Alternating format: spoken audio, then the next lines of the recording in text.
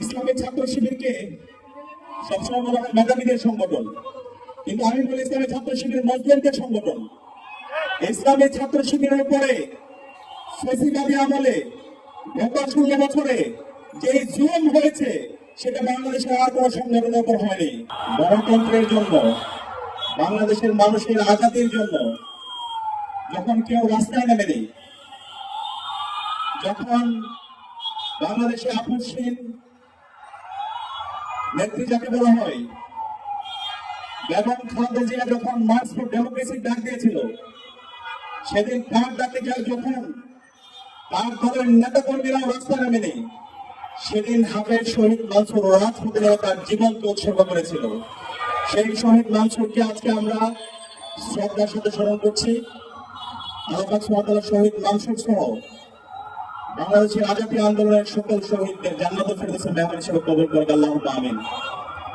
সম্মানিত উপস্থিতি, আমাদের হিরোদেরকে চেনা দরকার, আমাদের যারা হিরো তাদেরকে নিয়ে আমাদের সেলিব্রেট করা দরকার, কিন্তু আমরা আমাদের হিরোদের কথা করে ভুলে যাই। যে জাতি তাদের হিরোদেরকে সেলিব্রেট করে না, যে জাতি তাদের হিরোদের কথা স্মরণ রাখে না, সেই জাতিতে হিরো জন্মায় না। আমাদের এই বাংলাদেশের গণতন্ত্র রক্ষার জন্য, দেশের ইনসাফ কায়েম করার জন্য, দেশের স্বাধীনতা, সার্বভৌমত্ব, অখণ্ডতা রক্ষার জন্য অন্যতম অগ্রনায়ক ছিল শহীদ মানসুর। শহীদ মানসুরকে আমাদেরকে সবসময় শ্রদ্ধার সাথে স্মরণ রাখতে হবে। আমরা কি পারবো ইনশাআল্লাহ? আজকে শহীদ মানসুরকে নিয়ে ইসলামী ছাত্র শিবির আয়োজন করছে, কিন্তু এই আয়োজন বাংলাদেশের সকল রাজনৈতিক দল, সকল ছাত্র সংগঠনকে এবং সকল স্বেচ্ছাসেবী সংগঠনকে এই আয়োজনটা করা দরকার ছিল। আমি বাংলাদেশ ইসলামী ছাত্র শিবির ঢাকা মহানগর শহরকে ধন্যবাদ জানাচ্ছি শহীদ মানসুরকে নিয়ে আজকের এই আয়োজনটি করার জন্য। ইসলামী ছাত্র শিবিরকে সবসময় বলা হয় মেধাবীদের সংগঠন, কিন্তু আমি বলি ইসলামী ছাত্র শিবির মজলুমদের সংগঠন। ইসলামী ছাত্র শিবিরের উপরে ফ্যাসিবাদী আমলে গত 16 বছরে যে জুলুম হয়েছে সেটা বাংলাদেশের আর কোনো সংগঠনের উপর হয়নি।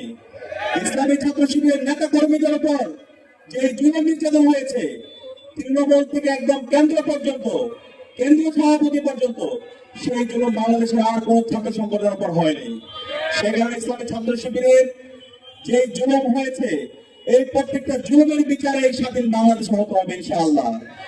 আমরা বিগত ফ্যাসিবাদে আমরা দেখতে পেয়েছি, আমরা যখন 13 সালে সেই ফ্যাসিস্ট হাসিনার বিরুদ্ধে রাজপথে আন্দোলন করছিলাম, আমরা যখন গণতন্ত্র রক্ষার জন্য আন্দোলন করছিলাম, আমরা যখন বাংলাদেশের ইনসাফ কায়েমের জন্য আন্দোলন করছিলাম, তখন বাংলাদেশের এই সকল রাজনৈতিক দলগুলোর মধ্যে, ছাত্র সংগঠনগুলোর মধ্যে যেন ঐক্য না হয়, সেই জন্য কালচারাল ফেসিস্ট চক্রকে বিভিন্ন ধরনের ষড়যন্ত্র এবং চক্রান্ত দেখেছি। বাংলাদেশের বড় বড় রাজনৈতিক দলগুলো সেই 2013 সালে কালচারাল ফেসিস্ট চক্রের খপ্পরে পড়ে আমাদেরকে আরো 10 বছর ফেসিবাদের মধ্যে রেখেছিল। সেই 2013 সালে আপনাদের মনে থাকার কথা, বাংলাদেশের সর্বস্তরের নাগরিকরা, ছাত্র নাগরিক, তারা রাজপথে নেমেছিল আজাদির লক্ষ্যে। সেই 13 সালে বাংলাদেশের অসংখ্য আন্দোলন সংগ্রাম হয়েছে। বিচারিক হত্যাকাণ্ডের মাধ্যমে যখন জাতীয় নেতৃবৃন্দকে হত্যা করা হচ্ছিল, দেশের মুক্তিকামী ছাত্র জনতা রাজপথে নেমে তাই বাংলাদেশকে দিল্লির তাবেদার মুক্ত করার জন্য, আজাদী আনার জন্য, গণতন্ত্র রক্ষার জন্য রাজপথে নেমেছিল। এবং সেই সময় ইসলামী ছাত্র শিবিরের সর্বপর্যায়ে নেতৃবৃন্দ, তৃণমূল থেকে একদম কেন্দ্র পর্যন্ত সর্বপর্যায়ের নেতৃবৃন্দ রাজপথে নেমেছিল। কিন্তু আমরা তখন দেখতে পেয়েছি, আমরা যে ঐক্যের কথা বলছিলাম, আমরা যে একটা সর্বদলীয় ঐক্যের কথা বলছিলাম, সে ঐক্যটা তখন সম্ভব হয়নি।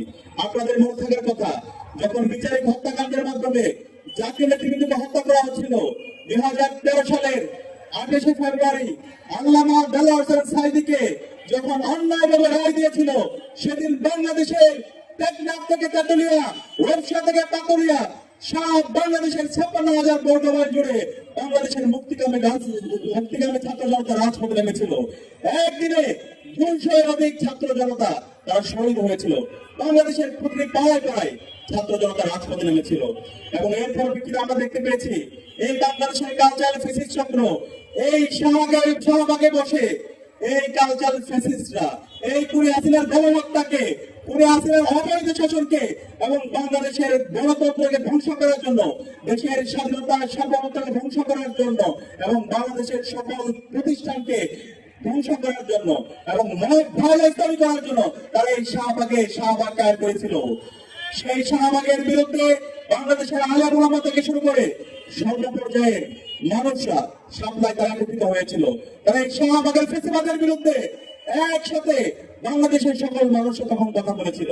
কিন্তু এই সময়ে আমরা আশা করেছিলাম বাংলাদেশের সকল রাজনৈতিক দলগুলো তারা একত্রিত হয়ে সাপ্লাই একত্রিত হয়ে এই কালচারাল ফেসিবাদের বিরুদ্ধে, এই খুনি হাসিনার বিরুদ্ধে, এই দিল্লির বিরুদ্ধে একসাথে কথা বলে আমরা বাংলাদেশে আজাদী নিয়ে আসবো।